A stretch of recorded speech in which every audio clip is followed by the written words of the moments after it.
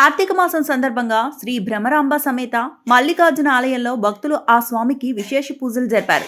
ప్రతి నెల అమావాస్య రోజున లింగాంగుడైన శ్రీ భ్రమరాంబ సమేత మల్లికార్జున స్వామికి పంచామృతాలతో అభిషేకం చేయడం ఆనవాయితీగా వస్తోంది.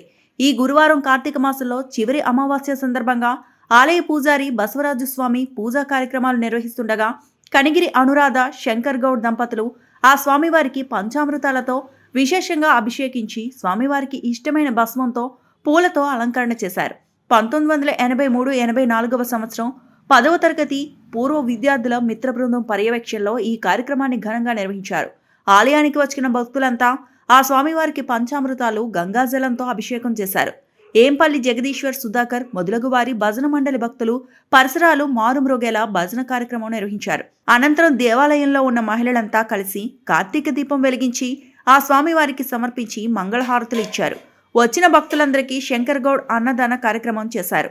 ఈ కార్యక్రమానికి పూర్వ విద్యార్థుల మిత్ర బృందం సతీ సమేతంగా హాజరయ్యారు.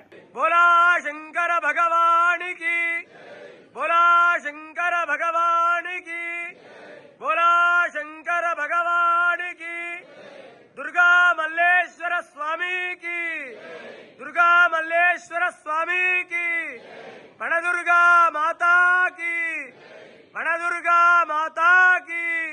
మరిన్ని అప్డేట్స్ కోసం మా ఛానల్ని సబ్స్క్రైబ్ చేయండి.